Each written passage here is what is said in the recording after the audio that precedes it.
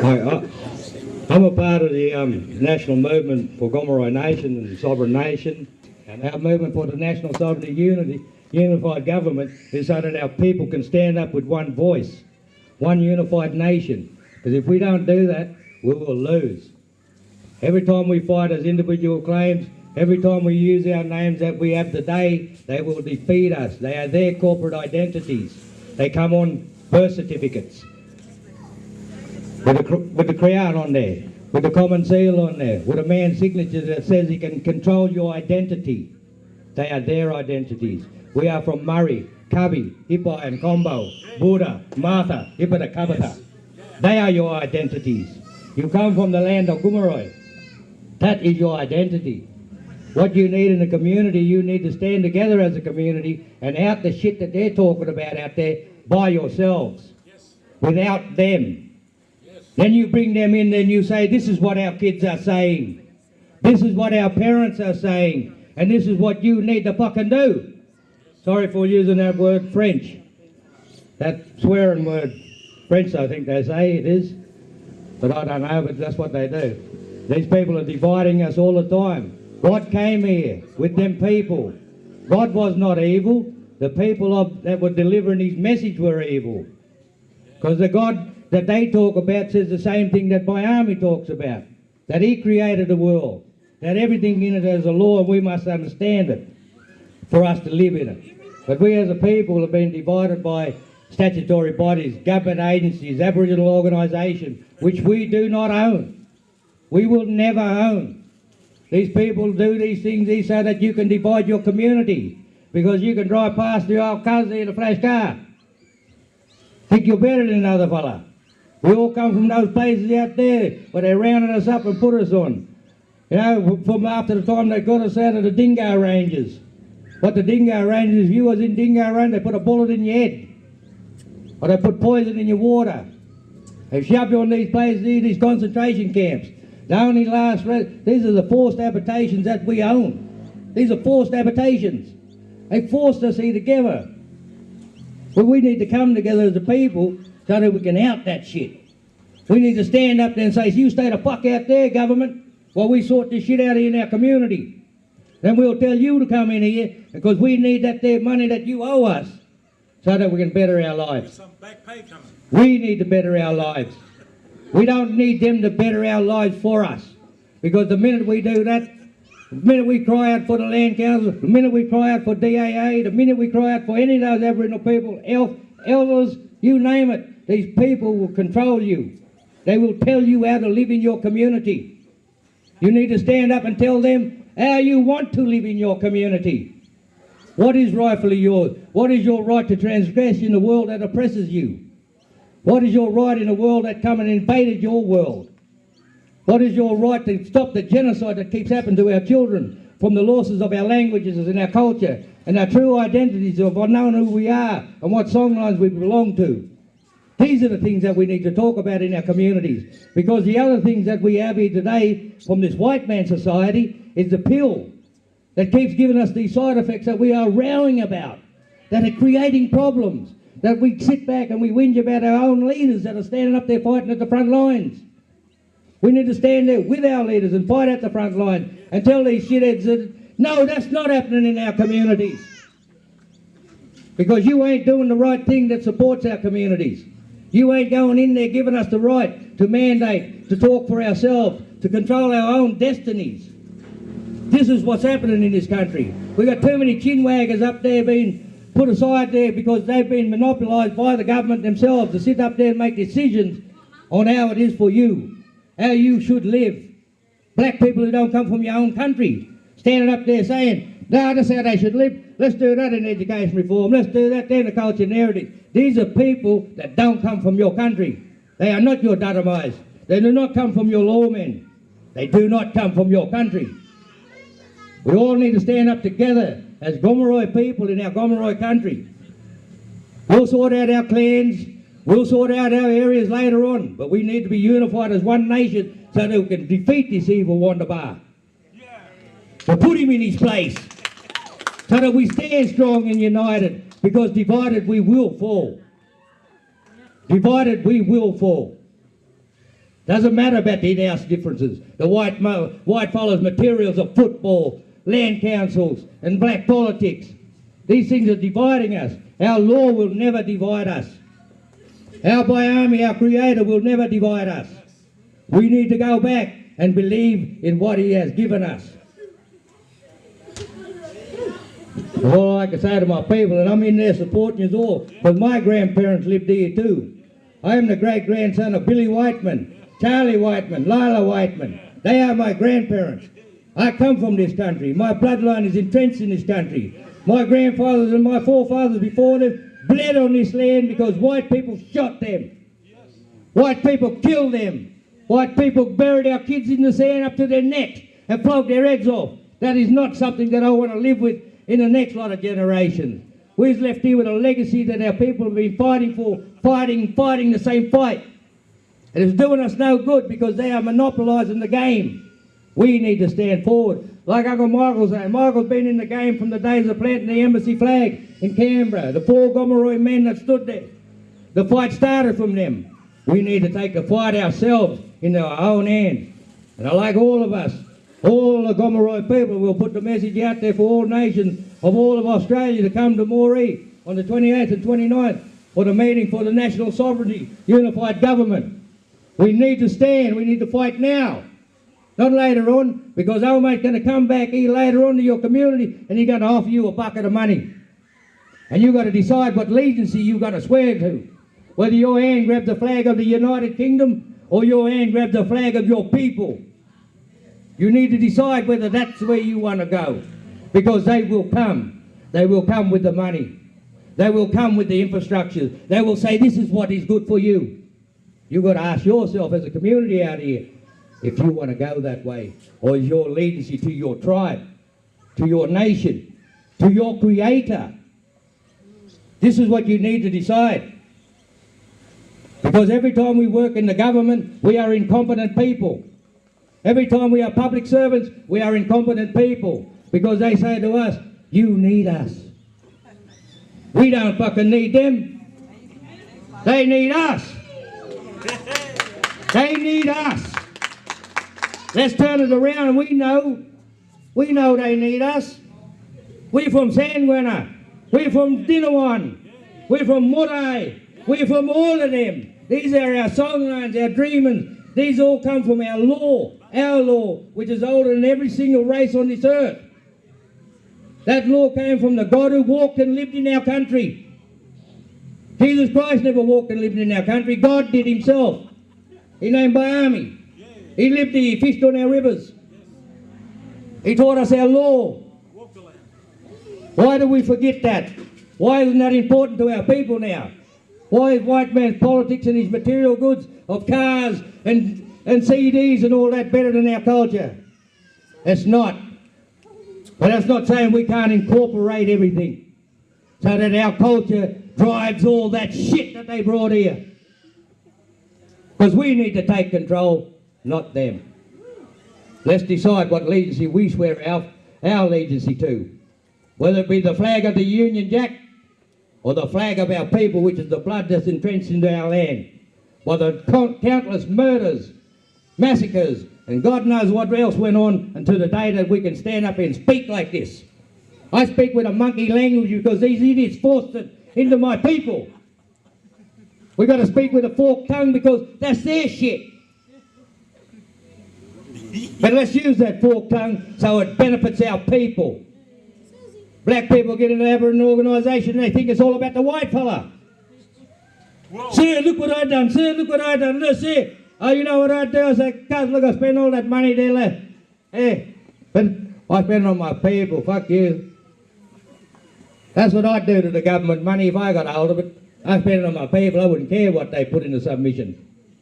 My cousin need a feed, he'd have a feed. You know, because we all walk past our own people who are hungry. We all walk past our own people who haven't got a bed. And the righteous thing to do for our people is to provide them with a food and a bed. Because that's what our fathers and our forefathers and foremothers done before us. At the time of conquering, that's what our forefathers have done for our own people. Gave them a bed because they were running for their lives. Running for their lives. right up until the day that they gave us a right to vote. Gave a right to vote to people who don't exist today. It's ridiculous. But what I need to say to all is that we need to stand together on this as Gomeroi people. We come from the first law, the laws of the Bora, the laws that are dedicated to our Creator. Everything that we have here, we owe to Him and to ourselves as one people. And we need to unite together and fight this. Fight it. So that our kids know that we've never given up. Because we know here, I stand here today, I know our leaders haven't given up. Paul still fights, Uncle Duper fights, all these people. All you people here now, standing here, sitting here now, what you're doing is fighting for your rights. And that there itself is an achievement. And you need to take that and embrace it as a community and forge yourselves together again. Because you all come from them one mobs. All over. There was all called these little missions called Welltown, Yarraba, all of them. We were all the one mob. All the Goomeroi one mob. You only come from 4 males and 4 females. You're all one mob. One mob. What, because the white man said you got a town there and down there, you're all different? Bullshit. Only one Daramais. The Daramais sang the song there. Everyone was under the one law. We all one from the same people. We only different. We only make ourselves different because some government build a town that we can live in and force us all to mix up all over the place. But we only come from 4 males and 4 females. So people, please, come together. Fight this one. Fight this one properly now. Let's use their tools. Don't let their tools use us.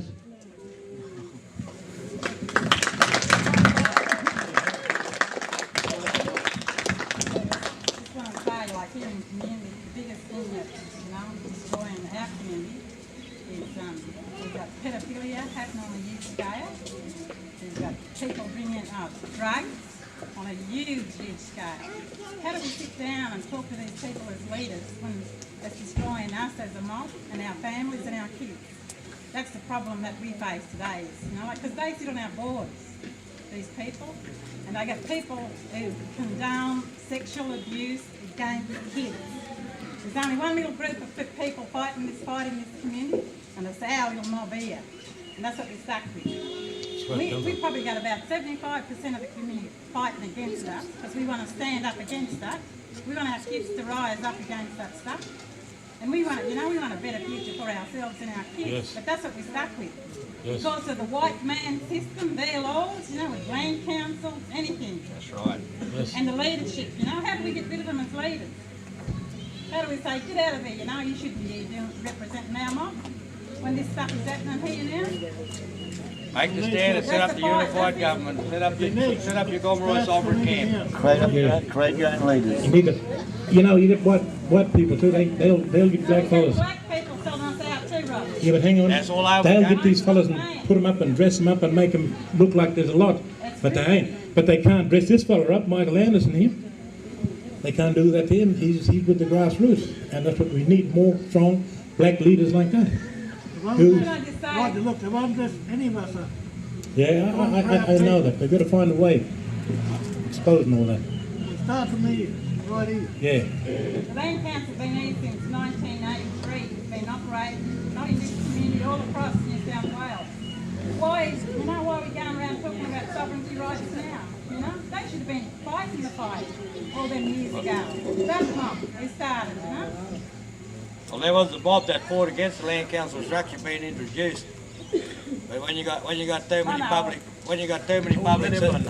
There were staunch men in the past that fought against that system coming into our people, but fought very hard. But when you got chinwaggers like Noel Pearson and Marcy Langton and all those academic blacks that keep selling us out in this country, academic blacks, these are people that the white people choose as leaders because they got educated in university. That's what your leaders are today. Tricky Forresters, he's a good one, mate. He just made up the new one generation mob, headed by Warren Mundine, the most controversial black man in the country, because he's against his own kind. He rubbishes his own elders, he rubbishes the sovereignty, he rubbishes all that. Well, you know, it's easy done when you're getting over 300 grand a year in your pocket. But there, you know, the money's not the point, the land is the point. Without the land, we don't got no money. We don't got no money. You can have all the money in the world that comes out of compensation and royalties. You spend that in art, but black fella can't keep his dole that long. He can't even save a couple of bob for a packet of smoke throughout the fortnight. You give him a bunch of royalties, how quick will he spend that? Quicker than you can spend smoke that packet of cigarettes. Without the land, we don't got no money. Money's nothing without the land. I'm just thinking, Glenda's asking for a question there and she still hasn't got a feedback, a response, and how do you... I think with the national sovereignty movement that's happening, and the sovereign camps, I think that can be beneficial to our people because it shows a gathering of people, a collective of people that want to fight for what's truly rightfully theirs, because these other people don't have jurisdiction over us because we don't exist in a constitution, we don't have a treaty, we don't have any sort of settlement whatsoever, so they don't even know what they come here for, whether they invaded us, whatever, you know. So we need an end to a war. We need an end to a war because we're in a war. We need an end to it. So we need to set up as people and stand together, confront our own communities about these social problems, really confront it, block all the government agencies out and only have bear witness that some want to bear witness it. I just to answer, Glenys, up there in Musgrave, with sovereignty, you're dealing with matters outside of the current system. And we're looking at customary law practices that we have still been implementing in our communities and our families. And if that has to go back that way, I know that one of our young boys has brought up and said that we need to, you know, name and shame, and these young fellas come up with Pemulwai or what's his brother, Benelong. Which one are you going to go with? And I think that the sovereignty movement, I don't think that it is just a people thing. I think really believe our ancestors, our Creator is calling us all. Yep. It's no coincidence we're all here. No, I'm all for sovereignty. And that's what we get. It's us taking the reins and steering our own ship, and we have to start seeing how we want to police our own communities, because these policers are white army out to annihilate us. We can't trust them, and that's one of the first things we want to put forward. I don't trust them. They don't serve us. They do nothing but intimidate. Our people are conditioned from small to accepting their regime, and now we've got to say no more. We can do this ourselves. But for us to come together, like people are putting, we've got to come together in Toomelah. But I can't sit around the table and sit down and talk with people, who've raped our kids, who've done all this, horrific stuff, not only to our kids, to our women, but to this whole community and, our culture. I can't sit around there any longer and listen to that sort of stuff no more. I don't do it. And that's right, because we never was practiced before. If you did that before we bend our knee to the money all the time, you got told to get out. Yeah. We had banishment practices. We were still practicing up into the 80s and 90s. We got to re-implement these things. Can I just say then? You only imagine we're talking about people being gammon, Yeah. all day. That's the same little thing that's coming through. So we've got to put the challenge out to Management. Well, that's what I was going to mention. That look, it's been a great day, and let's move on with that today and make a decision about making a date for this to happen at a later stage, because, like they said, they want all the mob here, and we're okay with that. And I think get this mob contact and Michael and Alf and everybody and make contact, and you policy make that decision Make about a decision whether you when want to you set up want or to not. set up. And, well, I think everyone who's there. Nothing else has worked for us, For the last 200 years, nothing has worked for us. Why are we still here today, talking about stuff? Madelaine, you get an embassy. Brisbane is in full support. And you're not on your own, even though you might think you've got 75. Can you just lead out to the Moree one with anything, with anything? I'm aware of the reluctance of a lot of people, to take this big step because, sovereignty is still, a lot of people are still getting their heads around that concept and what is sovereignty. And we don't want to push too hard because it's just crazy. Otherwise, you just kill the movement. And the best thing to do is, like this meeting here today, I think it's been good because it's educating people, making people aware, and that's what this is about. It's about educating people. And there are people who've been able to accept the concept, understand the concept, and know how it can work. But what we need to do is not impose anything. We need to just say, okay, we've come, we've put out some information. We're about to put out some other information as well in booklets and little, just little short papers so people can grasp the concept. We need to educate as many of our people as possible. The worst thing that can happen from this is if we put an embassy up outside there or down there. The moment we do that, and then you've got the division that shows in the media and publicity gets around about a division, we destroy it immediately. And so the best thing to do is be tactful. We have to be tactful. We have to work with the people and work with the community until they're educated enough. And I think that it is important that we make this move. It is important to educate people. It is important to advance it. I recommend when you do put it up, and when you do make the decision to put something up, that we all come back. I think Madeleine's going to organise another meeting, and Glennis, I think you're going to organise another meeting with the community so that we can have more discussions with the community and get people more confident about it. But the other thing is that when you do put it up, on this place, it's not an embassy because you own the land. Yeah? On this place, it's a sovereignty camp. It's a sovereign ownership. You're setting it up and you're asserting sovereignty. And that's what it is. It's a sovereign camp and it's the sovereign governance of the people of the Gamilaraay Nation, and it's a part of it. Outside of it, if you want to put an embassy, put it up down there in Boggabilla. Put the embassy up there because it's outside of the country that you own. The white fellas still own that.